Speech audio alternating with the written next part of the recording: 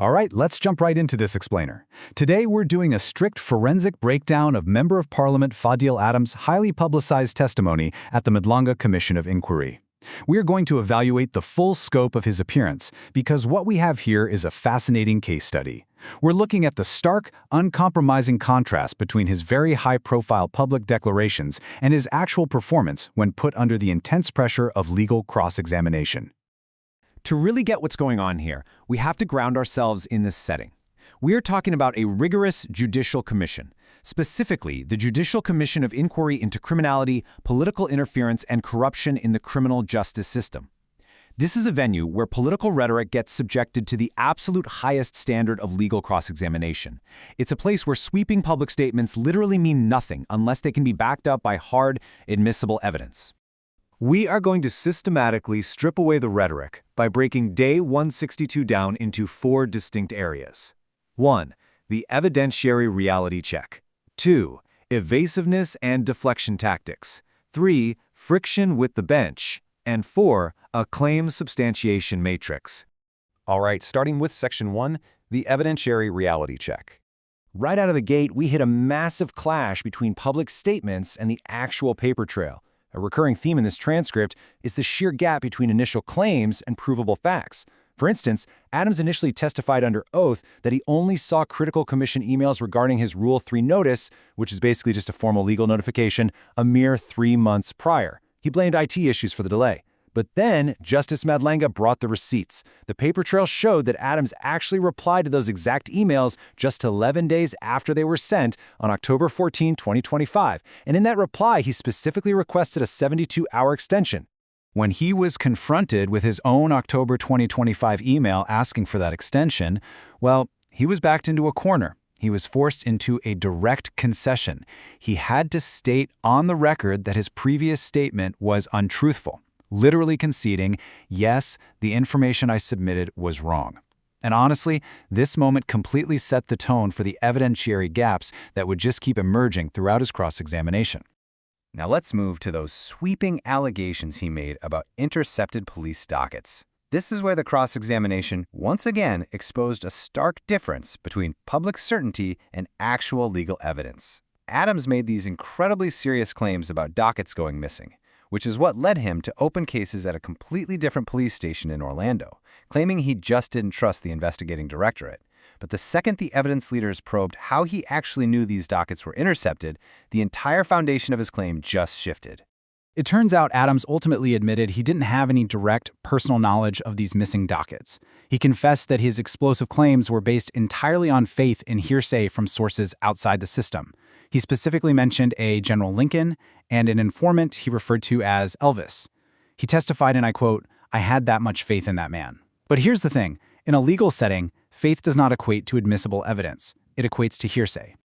Moving on to Section 2, evasiveness and deflection tactics. You know, when evidence leaders press for clarity on massive evidentiary gaps, you start to see behavioral patterns emerge in the witness box. Instead of just answering directly, Adams repeatedly threw out a series of deflection tactics. He blamed his IT department, claiming his laptop fails 50% of the time. He constantly shifted responsibility for his email correspondence to his administrative assistant, Beldine Loubet. And here is a perfect example of his strategy. When pressed by the chair for proof that he previously reported his laptop malfunctioning, Adams pivoted entirely, suddenly bringing up an unrelated email about a 100% salary increase for a political figure. He continually shifted the goalposts to avoid the uncompromising reality of a simple yes or no question.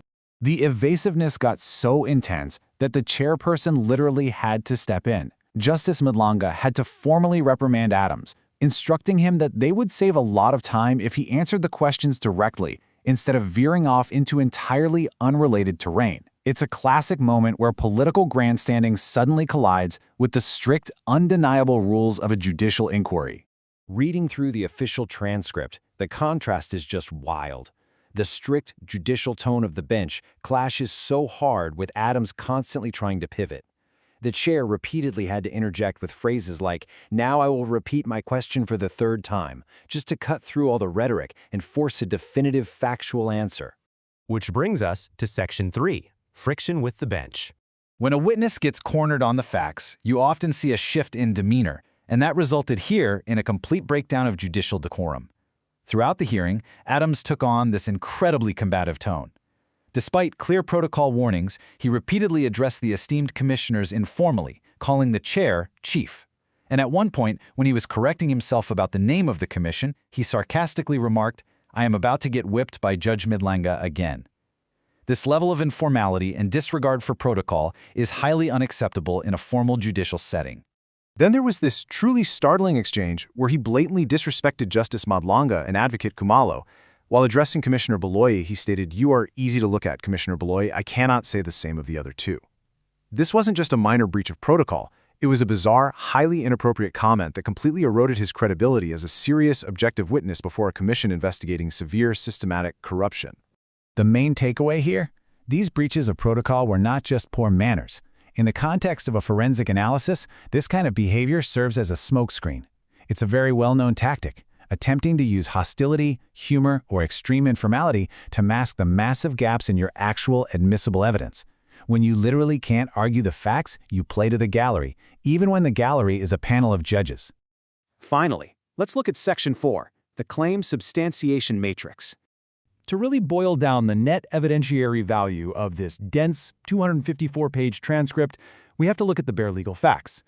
The gap between the initial claims and the final concessions is absolutely massive. The claim about not receiving legal notices, completely discredited by his own emails. The explosive allegations of intercepted dockets, reduced to unverified hearsay. The claim of having hard proof for his laptop malfunction, discredited because he had to admit the proof he showed the media was entirely unrelated to the commission's timeline. Whenever Adams' grandiose allegations faced the cross-examination challenge, they consistently collapsed. Ultimately, this whole appearance didn't end with explosive, legally binding revelations. It ended in forced apologies.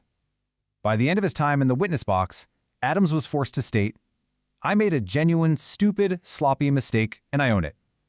He even later conceded, "I do believe I was used," referring to the unverified information he was fed by those outside sources.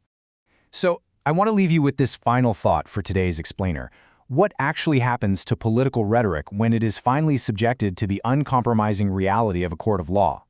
As you watch high-profile figures make sweeping claims in the media or out on the campaign trail, ask yourself how those exact same claims would hold up if placed under the unforgiving microscope of legal cross-examination.